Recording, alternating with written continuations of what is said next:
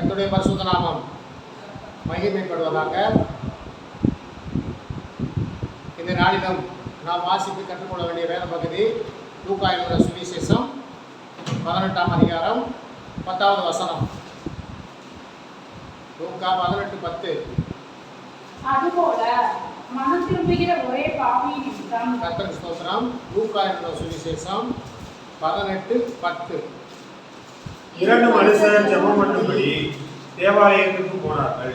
ஒருவன் பரிசேயன், மற்றவன் ஆயக்காரன். கர்த்தருக்கு ஸ்தோத்திரம். நான் வாசித்திருக்கிற இந்த திருவசனத்தின் மூலம் கர்த்தர் நம்மோடு பேசும்படியாக நம் மத்தியில் இருக்கிற தம்பி சாலமோன் அவர்கள் செபிப்பார்கள். ஸ்தோத்திரமானவரை ஸ்தோத்திரத்தாவே ஸ்தோத்திரத்தாவே அப்பாவுக்கு ஸ்தோத்திரம் ஏசப்பாவுக்கு ஸ்தோத்திரம். தகப்பனுடைய வேத உறுதி ஏசப்பா லூக்காயிலும் சுவிசேஷம் 18ஆம் அதிகாரம் வசனம் 19 மனசுக்காகவே இந்த காரியத்தின் மூலமாக நீங்கள் வெளிப்பட வித்தியாசிக்கிறோம். அப்பா தகப்பனை இதுள்ள மறைப்புகளின் ரகசியங்களில் அப்பா எங்களுக்கு வெளிப்படுத்த வித்தியாசிக்கிறோம். அதை நாங்கள் கேட்டு அதை கைவிடுறது அப்பா மனோராட்சியை ஜீவிக்கிறவர்களாக எல்லா துணி கடமையுமே ஆகும் செலுத்துகிறோம். இப்போ இயேசு கிறிஸ்து நாமத்தினால் ஜீவிக்கிற ஜீவனும் நல்லதாக. ஆமென். நான் வாசித்திருக்கிற இந்த திருவசனம் லூக்கா என்கிற சுவிசேஷம் 18:10 இப்படியாக சொல்லுகிறது. இரண்டு மனுஷர் ஜெபம் பண்ணும்படி தேவாலயத்திற்கு போனார்கள். ஒருவர் யாரா? பரிசேயனா, மற்றவர் ஆயக்காரன். இந்த பரிசேயர்கள் எப்பவுமே என்ன பண்ணுவாங்கன்னு கேட்டீங்கன்னா, இந்த ஆயக்காரன் கூட ஒரு மனுஷனாவே மதிக்க மாட்டாங்க. ஏன் அப்படி தெரியுமா? வரி வசூல் பண்ணுறவங்க அவங்கள இவங்க ஒரு பெரிய உயர்வான ஸ்தானத்தில் பார்க்கவே மாட்டாங்க. இந்த பரிசேயங்கிறவங்க எப்படின்னு கேட்டீங்கன்னாக்க, அவங்க உயர்ந்தவங்க. நம்ம இந்திய தேசத்தில் உயர்ந்தவன் தாழ்ந்தவன் சொல்லி இருக்கா இல்லையா? செருப்பு தைக்கிறவங்க, உனக்கு செருப்பு தச்சு கொடுக்காம விட்டாலும் தெரியவா உனக்கு நீ உயர்ந்தவனா தாழ்ந்தவனாங்கிறது அப்பெல்லாம் தெரியும். துணி துவைக்கிறவங்க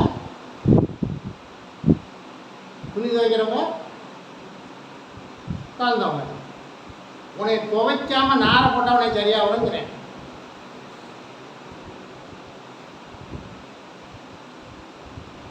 விவசாயம்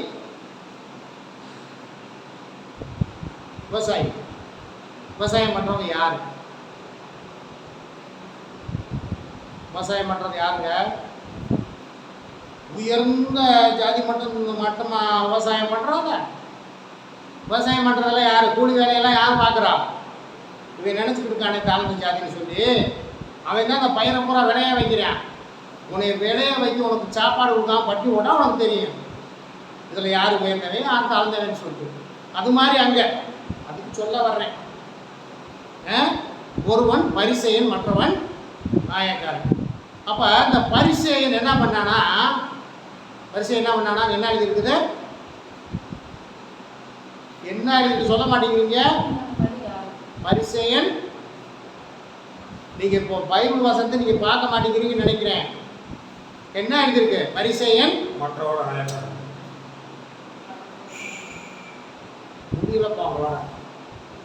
பரிசேயன் என்ன எழுதிருக்கு? அடுத்த வார்த்தை என்ன? நீங்க கரெக்டா சொல்லுங்க. நீங்க சொல்ல மாட்டேங்கிறீங்க. உங்களுக்கு அதை புரிஞ்சுக்கிற முடியல உங்களால. பரிசேயன் எது? அதை ஏன் நின்று ஏன் சொல்ல மாட்டேங்கிறீங்க? பரிசேயனுக்கு அடுத்த வார்த்தை என்ன சொல்லியிருக்கு? நின்றுன்னு சொல்லணுமா இல்லையா? நீங்க அடுத்த வார்த்தைக்கு போறீங்க. அப்ப என்ன டேஸாங்க? அப்ப இந்த பரிசேயன் எப்படி ஜெபம் பண்ண? நின்றுக்கிட்டு. ஏன்னா இவன் யாரு? இவர் வணங்கா கழுத்து உள்ளவர், வேற ஒன்றும் கிடையாது. இவர் யாரு? வணங்கா கழுத்து உள்ளவர். நின்றுக்கிட்டு என்ன செய்யற? பார்த்ததுக்கு வாங்க.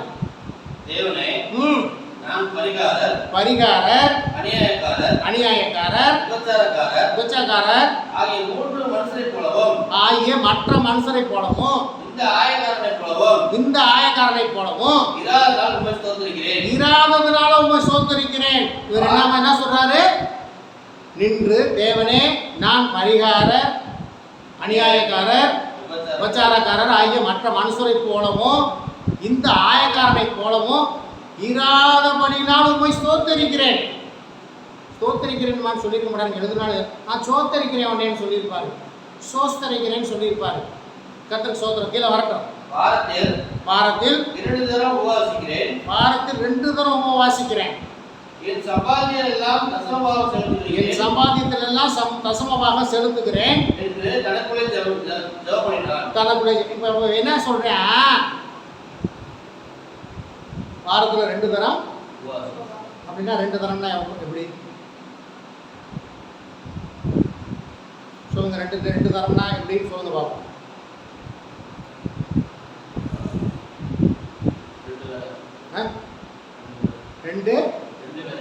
2 வேளை, 2 நாள் இல்லை, 2 தரம் தான் எழுதி இருக்குது.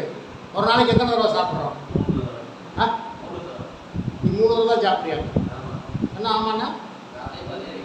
மற்ற இடையெல்லாம் சாப்பிட்றதில்ல. ஓ, அதெல்லாம் திங்கிறதா? ஓ, சாப்பிட்றது திங்கிறது வித்தியாசம் இருக்கும். சரி, இப்போ 2 வேளை வாரத்தில் 2 வேளை, இந்த 2 வேளை உபவாசத்துக்கு அவருக்கு என்ன வந்துருச்சு? பெருமை வந்துருச்சு. அதுதான் சொல்றாருங்க. அந்த அவங்கள போல, அந்த ஆயக்காரனை போல, பரிகாரனை போல, அவங்கள போல நான் இல்லை. நான் வாரத்துக்கு என்ன செய்யறேன்? 2 தடவை உபவாசிக்கிறேன். அப்புறம் என் சம்பாத்தியத்தில் எல்லாத்திலையும் தசமபாகம் செலுத்துகிறேன் என்று சொல்லி தனக்குள்ளே. அப்ப இவன் யாரு? இவன் பரிசேயன். அப்ப நீங்க கேட்கலாம், அப்போ உபவாசம் பண்ணக்கூடாதா? தசமபாகம் கொடுக்கக்கூடாதா? எப்ப தசமபாகமும் இந்த உபவாசம் மட்டும் பண்ணிட்டா போதாது. நம்ம 2 வாரத்துக்கு முன்னாடி பார்த்தோம் உண்மையான உபவாசம் என்னன்னு பார்த்தோம். இப்போ வேற என்ன சொல்றாரு? நான் வாரத்துக்கு 2 தடவை உபவாசம் பண்றேன், தசமபாகம்லாம் கொடுக்குறேன். நான் அந்த ஆயக்காரனை போல இல்லை. ரொம்ப தெனாவட்டா ஜெபம் பண்ணிட்டு ஒரு ஜெபம் பண்றாரு. சரி, அடுத்து அந்த ஆயக்காரன் என்ன பண்றாரு? ஆயக்காரன் தூரத்தில் நின்று தன் கண்களையும் வானத்துக்கு ஏறெடுக்க துணியாமல் தன் மார்பிலை அடித்துக்கொண்டு தேவனே, பாவியாகிய